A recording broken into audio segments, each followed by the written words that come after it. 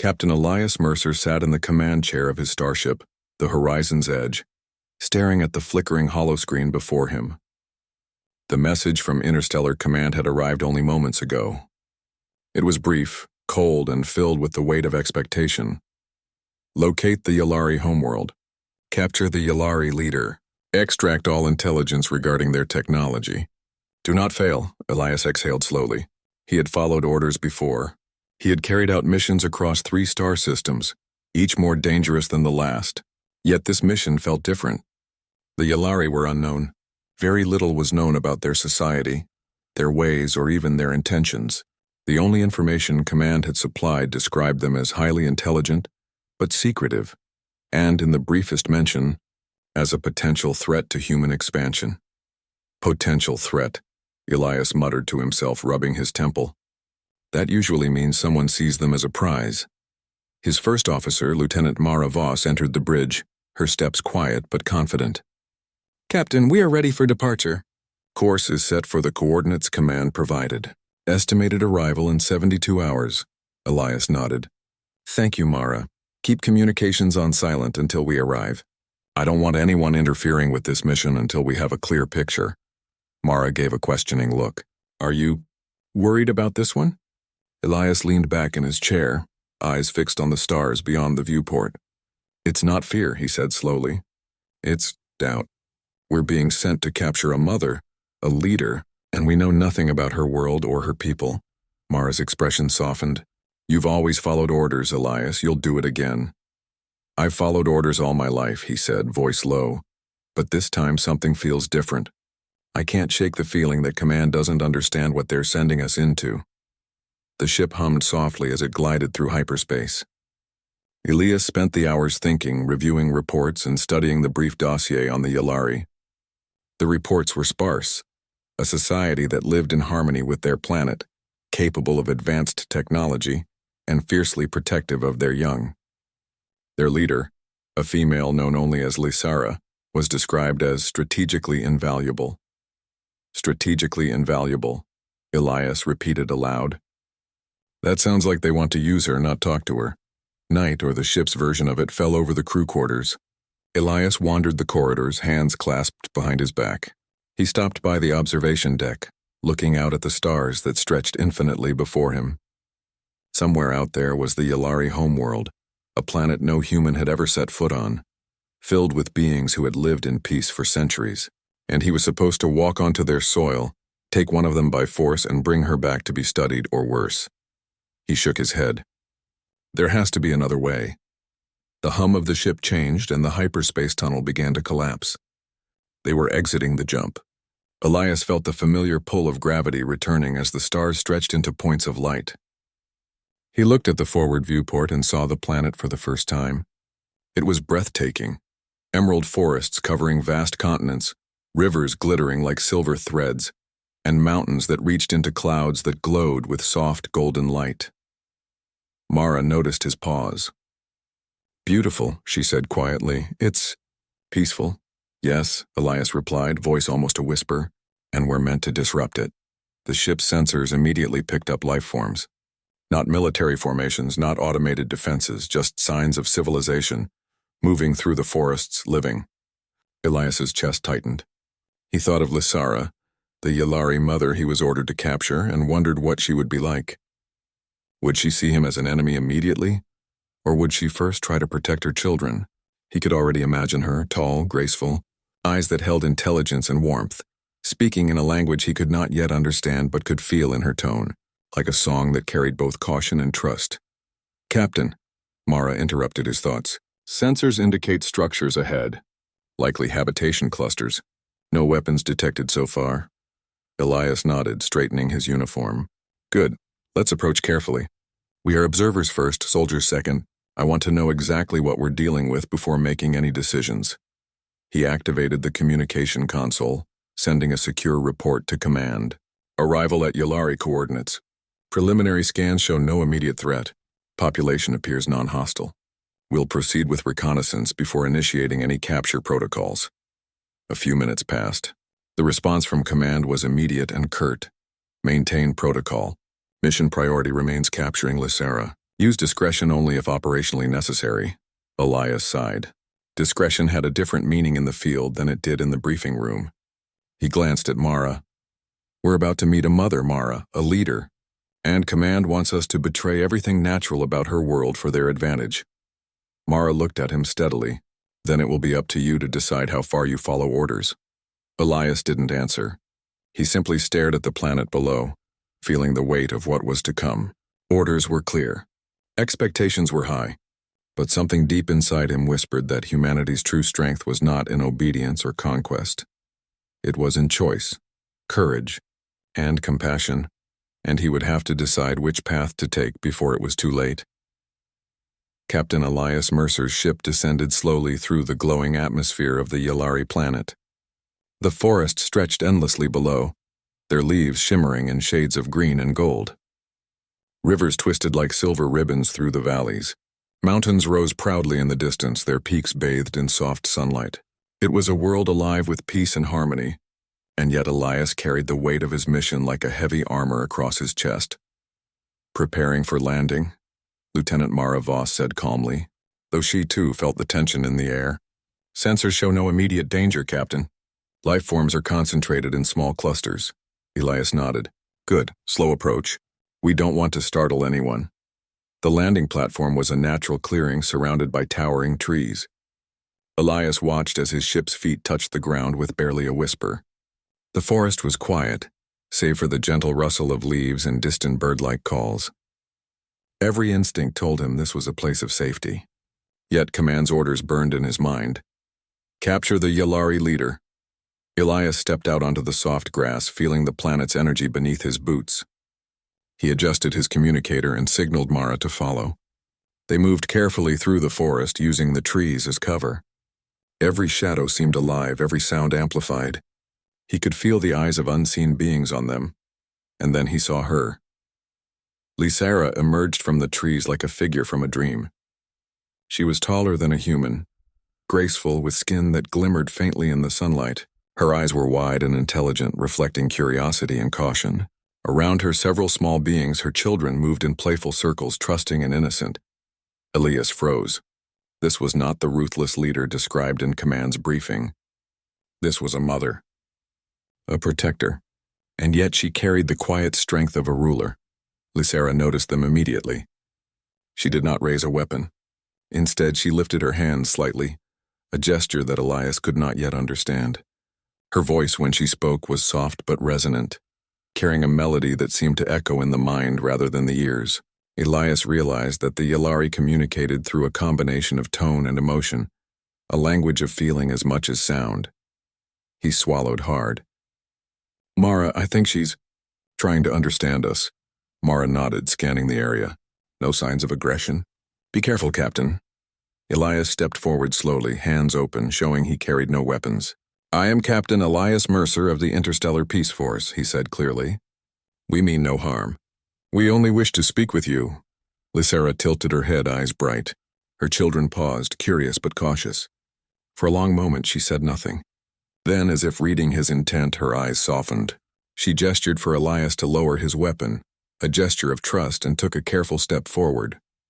Elias felt a strange connection, a sense of understanding that went beyond language.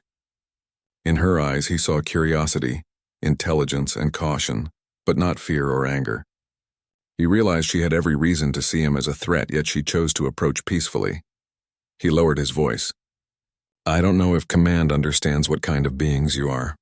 They only see advantage, but I want to understand you. Lysara's tone shifted slightly, a sound that conveyed both wariness and invitation. Elias interpreted it as a willingness to communicate. He moved closer, careful not to startle her or her children. Every step he took was measured, deliberate, showing respect for her space. The youngest of her children, small and curious, stepped forward and touched Elias's boot. He froze, then knelt slowly, allowing the child to retreat safely. Lysara observed silently, her eyes never leaving his. You are different from the others, she said finally, her voice calm and melodic, though Elias understood only fragments. The emotion carried meaning, observation, judgment, and cautious acceptance. Elias nodded. I am different. I follow my conscience. I I don't want to hurt you or your family." For the first time, Lysara's lips curved in something like a smile. She gestured toward her home, a collection of natural structures built around the trees, integrated seamlessly into the environment. It was clear she wanted him to follow, but slowly, carefully. Elias glanced back at Mara. She gave a subtle nod, silently agreeing that he should proceed. As they walked, Elias noticed details of Yalari life he had not expected. The structures were alive with energy but harmonious with nature. The children played without fear, learning skills from their mother. The adults moved gracefully, communicating without loud speech, sharing knowledge in ways that seemed beyond human comprehension. Elias realized something that made his chest tighten. This was not a species to conquer. This was a species to respect, to learn from, to protect if necessary. And yet Command wanted him to betray that trust, to use her, to take her away from her family. He felt a pang of conflict, stronger than he had ever felt on any mission. Obedience to command or loyalty to what was right. The choice was coming sooner than he had imagined, and he understood one truth clearly. Whatever he decided, it would define not only his future, but the future of humanity's relationship with this planet, and with Lysara, the alien mother who had already begun to see him as more than a stranger. Elias knew that the next moments would test every belief he had ever held about duty, honor, and the meaning of family. Captain Elias Mercer spent the next few days on the Yalari planet, learning more about Lysara and her family. Each morning he awoke to the soft glow of the sun filtering through the trees. Birds with bright iridescent feathers sang above the forest, and the wind carried a fragrance of flowers he had never smelled before. Yet no matter how peaceful the world seemed, the weight of Command's orders never left him. He watched Lysara interact with her children. She taught them to gather food without harming the forest, to respect every living creature, and to move with awareness and care. Her wisdom and patience amazed him. It was a level of understanding he had rarely seen in humans, even in the most advanced societies, and her children looked up to her with trust and love, their eyes shining with curiosity and joy. Elias began to understand why Command wanted her so badly. Her intelligence, her leadership, and her knowledge of advanced technology could give humanity an advantage in countless ways. But as he observed her daily life, he also understood something more important. Lysara and her family were not weapons or tools. They were living beings capable of love, compassion, and reason. Late one evening, Elias sat by a stream with Mara, watching the water sparkle under the twin moons. "I don't know what to do," he confessed. "Command wants her captured, but I can't see her as a target." "Not after knowing her," Mara nodded quietly. "You're not alone in feeling this, Elias, but disobeying Command, it could mean the end of your career. Maybe even your life," Elias sighed. "I've followed orders all my life. I believed that duty was everything, but now, I'm not sure duty and morality are the same." He thought back to the briefings on the Yalari. Command had painted them as a potential threat, almost like animals in need of control. Yet nothing he had seen matched that description. Lysara was careful, intelligent, and strong, but never violent without cause. The more Elias observed her, the more he realized that humanity's greatness lay not in taking from others, but in the courage to choose compassion over conquest. The next day, he joined Lysara in teaching her children.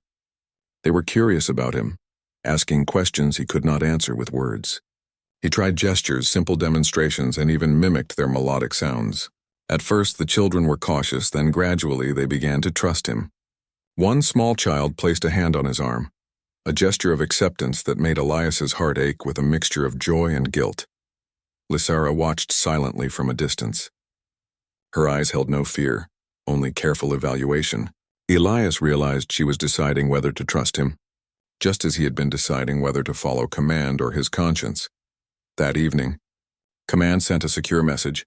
"Captain Mercer, Lysara must be captured immediately. Use all means necessary. Delay is unacceptable." Elias stared at the message, his knuckles white as he clenched it in his hand. He thought of her children sleeping peacefully in their nest-like home, and he felt a deep, unfamiliar anger.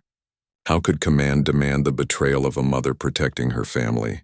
He turned to Mara. "They don't understand. They only see her as a prize. But she's a mother. And her children? They are innocent." Mara looked at him steadily. "Then the choice is yours, Elias. Do you follow orders or do what you know is right? Elias nodded, though his heart felt heavy. Right now, I don't see a way to do both. I have to protect them. I have to give them a chance to live without fear of us taking them. The decision was terrifying. Disobeying command could bring consequences beyond his imagination. Yet Elias felt a clarity he had never experienced before. Protecting Lysera and her family was not just a moral choice. It was a statement about the kind of humanity he wanted to represent. One that valued empathy, courage, and life itself. Over the following days, he began to subtly prepare. He mapped the safest routes through the forest, studied the Yllari defensive techniques, and considered ways to communicate the truth to command without immediately endangering them. He learned more about Lysera's technology, not weapons, but tools designed to nurture and protect her environment and family.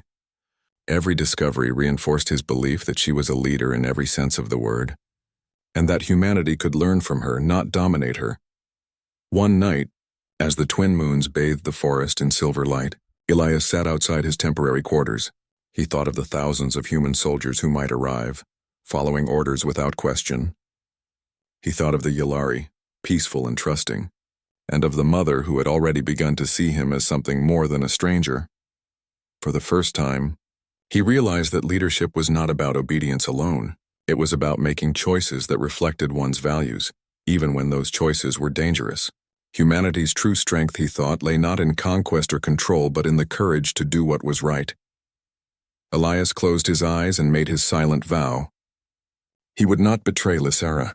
He would not betray her family. And if command came, he would stand in their way, because sometimes, he thought, true loyalty was not to orders, but to life itself. And humanity was at its best when it could recognize and protect that life. The forest of the Yllari homeworld was alive with gentle sounds, rustling leaves, the soft calls of strange birds, and the distant gurgle of rivers. Captain Elias Mercer moved carefully among the trees, his senses alert. He had spent days with Lysera and her family, learning their ways, earning their trust, and growing increasingly aware of the enormity of what command expected him to do. A sudden alert from the ship's sensors shattered the calm. Mara's voice came through his communicator, tense. Captain, human reinforcements are approaching the area. Command has sent a unit to capture Lysera immediately. Here at 15 minutes, Elias's stomach tightened. 15 minutes.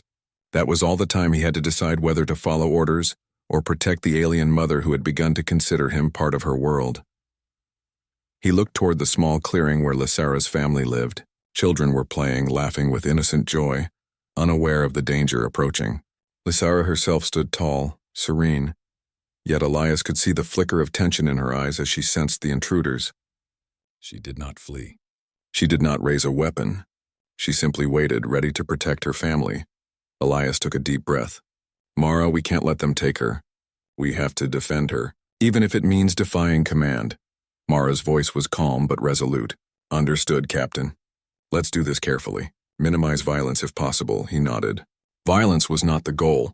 Survival and protection were. Elias moved swiftly to gather the essentials.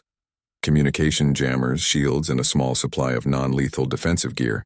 He returned to Lysera and stepped forward with open hands. Lysera, he said, voice low and steady. They are coming. We must protect your family. I promise no harm will come to you if you follow my lead. Her eyes met his, glowing with a mixture of understanding and trust. She inclined her head once, a gesture of agreement, and signaled her children to stay close. Elias's heart swelled with a strange warmth. Despite the danger, they trusted him. The first human soldiers arrived in armored suits, moving through the forest with precision. Their weapons glinted in the sunlight. Elias stepped into their path, his voice raised. Stop, she is not your target. The squad leader paused. Captain Mercer, orders are clear. Stand aside or be removed. Elias shook his head. I will not allow you to harm her or her children. You do not understand them. They are peaceful, intelligent, and their leader is a mother, not a threat. The soldiers hesitated, unsure. They had been trained to obey, but Elias's words carried authority.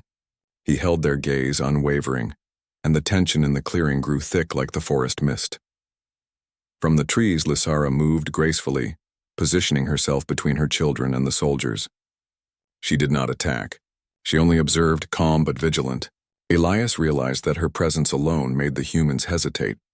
Sheer, radiated strength and intelligence, qualities that even the soldiers recognized on a subconscious level. Elias raised his hand, signaling Mara to activate the communication jammers. The soldiers' devices went silent. Confusion spread among the ranks.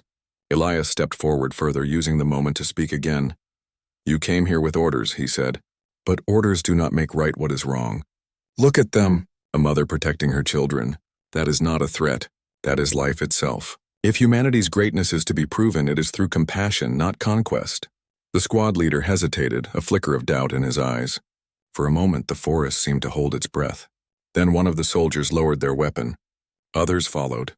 Elias's heart pounded in his chest. It was working, at least for now. Suddenly, a child cried, startled by a small noise in the bushes.